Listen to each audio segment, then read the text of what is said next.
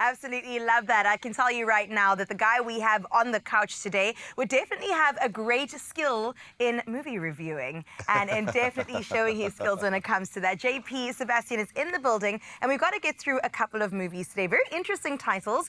Can't say that I know what any of them are about. Was that the sign for drama? What were you telling us that these are dramatic pieces? Just so you know, this is for 2025, the prospectus, up to at least July.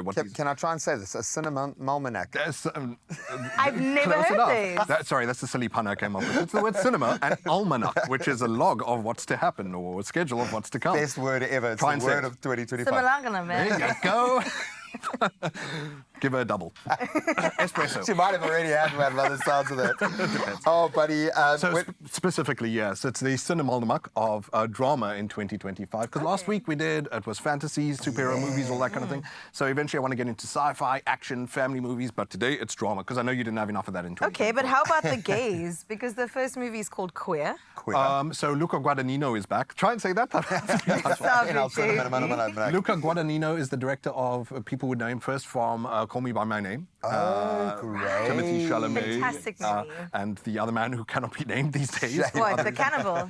Yes, exactly. Wow. Shocking. Guadagnino, of course, then Challenges was last year as well with Zendaya and Mike Feist and other unpretty boys compared to Zendaya's glory. But this time he comes back with something that stars Daniel Craig, who's been a weirdo there. William S. Burroughs is the classic author of, he's one of the greatest authors in history, and this is the character that Daniel Craig plays. It is quite different from what people usually know about Burroughs, who people associate with punk and rebellion, Jack Kerouac, Allen Ginsberg on the road. I'll do drugs, I'll have sex and rock and roll and all that kind of thing, but it's a very much more tender portrayal of that rebellious kind of journey that man was on. And I think it's also nice for Daniel Craig as well. People find it's pretty shocking for him to do something that's a bit more soft, I suppose, compared to James Bond. Yes. I know that there are a bunch of idiots who were preposterously booing every time they saw men kiss in this movie. It's like, you're watching a movie called Queer. Maybe it's just jealousy because it's Daniel Craig. Everyone's like, ah. I know exactly what you mean. And so he has gone into a form of self-exile in Mexico after doing stuff that he really doesn't agree with, stuff that he feels really terrible about. In fact, in real life, the author possibly by mistake, we hope, shot his wife dead. Oh my. And at the same time, he was trying to figure out himself in the closet. So he was in a lot of turmoil, a lot of trauma. And yeah, it all plays out in a movie where, sadly, a lot of critics are saying that Daniel Craig is a force in this, that he almost overshadows, I think his name's Drew Starkey. Jeez, I forgot. Starkey, yeah. But he's such a powerful sort of like, especially in the hands of a director like Luca Guadagnino, a force who's probably in line for an Oscar for this. Wow. That maybe it's more his performance that's most memorable than something like a classic movie. All these, by the way, these dramas don't have dates in South Africa just yet. But a lot of people will be watching it now. They're big hitters. What's always interesting is when they don't use queer actors to play queer roles. Because as far as I know, Daniel Craig is not. No. I mean, he's married to Rachel community. Weisz, not LGBTQIA, etc., etc., etc. But the director, Luca Guadagnino, is an openly gay man. He's obviously been confronted with that question, and I suppose it's a tough one to ask. I'm not the man to answer that, but hey, when it comes out, we'll have that discussion when it comes. Sure. But man, it looks pretty. About it. I like it. So beautiful. The cinematographer again, Sayambu Muktiprum. Try and say that 5 times fast as well. From Challenges as well, from Suspiria previously with this director. Just beautiful, beautiful to look at. I look forward to Queer. A lot of beautiful threads tying together there, and like you say, beautifully so. Just cinematically looks absolutely gorgeous. Next one. Now, when you've got names like Adrian Brody, Guy Pearce, Felicity Jones. Now I can't even say normal words properly, but you've ruined my brain. I think after a movie that's 3.5 hours, you might have your brain ruined a bit. And it's called The Brutalist, maybe for that reason. You know, it's going to pound you It's got 15 minutes worth of intermission, so you'll get to answer nature's call. It's actually got it baked into the movie. 3.5 hours. What? Who asked for that? And from a director that no one really knows. I think Brady Corbett is his name. Right, Previously did Vox Lux. I think Natalie Portman was in that, so it was a relatively big deal. His second movie, $10 million budget only, is already being called by critics and even normie folk decade-defining.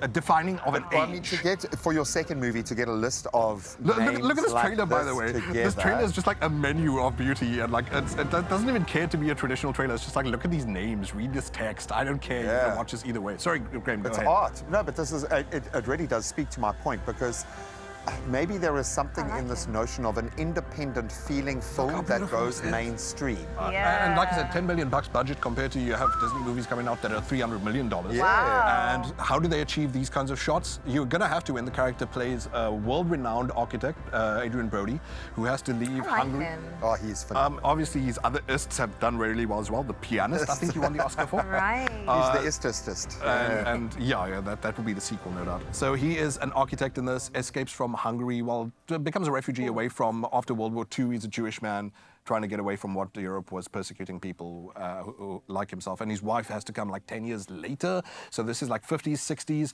and also got to do with the brutalist architecture moment. But also the American dream was everything that it was baked out to be. Is he going to be able to sort of like see the other end of the rainbow of it all? I'm really shocked that even, like I said, even normal folk, not even like critical nerds and all that kind of stuff, are saying I was happy to sit another 3 hours because of how beautiful this movie is. Wow. No dating essay just yet, but set aside a month maybe. Well, And set us on some time. 3 I love hours the fact, is yeah, too it's long going to be a for bit of a movie. gut check for a lot of the 100 million, 200 million films that are flopping out there on how to get it right. Have we reached the end? We have reached the end. Please tell me about this. Another name, Tilda Swinton. That's She's enough for me. great. She is phenomenal. Tilda Swinton is one of our greatest. Yeah, Seriously, like no, one of the she's best special, living man. actors. The other person, Georgia Mackay, you might remember 1917? It was that one-shot war movie the war drama, that made your yeah. heart like... Anyway, so great actors and a great young actor that you've got in your hands there as well. Michael Shannon, who is one of the... yeah. Incredible in everything he does. But the end is by a director who no one knows this name. Joshua Oppenheimer is one of the greatest movie makers ever. Okay. I can say that like without any qualms. Wow. He is a documentarian originally, and he made the greatest documentary I've ever seen in my life, and possibly the greatest film ever made, called The Act of Killing. If you don't have the stomach for a documentary that's going to make you, like I nearly did, puke by the end of it just with the spiritual violence of it all, don't watch The Act of Killing. Paradigm shifting, yeah. So yeah, now he's switching to narrative fiction filmmaking, and I don't know if we really are at a weird end here where apocalypse movies are now a moneymaker. Like, it's very scary how apocalypse is its own genre. Because it's so close to reality now that people are like, ooh. Yeah, we're there. Climate change. And so Tilda Swinton and her family play these ex-energy executives, fossil fuels and all that kind of stuff, who have bunkered away in an old salt mine 20 years after the world ended. A new face comes into their life. Her name is Moses Ingram. I don't think we've seen this actress before. She's got a bright future ahead of her, of course, even though she's near her end. And Is it a musical? It's a musical. It's like apocalypse movies are so like worn thin that we're like, how about we I try was apocalypse literally movies? about to ask you, is there a new angle to look at the end of the world? And clearly there You is. We sing can through sing it. about it. You know, if you're I going do love a musical. I think it's purposely going to be used as a tool to sort of rip us off, like trying to be happy-go-lucky while the world is falling apart around us, Yeah. which I think is really Giving important. Rent. And which, really? I have not seen Rent. You haven't seen Rent? Does it remind you of that in a way? No, just in terms of dealing with really hard topics, but you're singing But your way still through being- it, and it's like, oh, 525,000. No, I know exactly what you're talking about. Yeah, It looks exquisite. man. Again, Joshua Oppenheimer, one of the greatest we've ever had.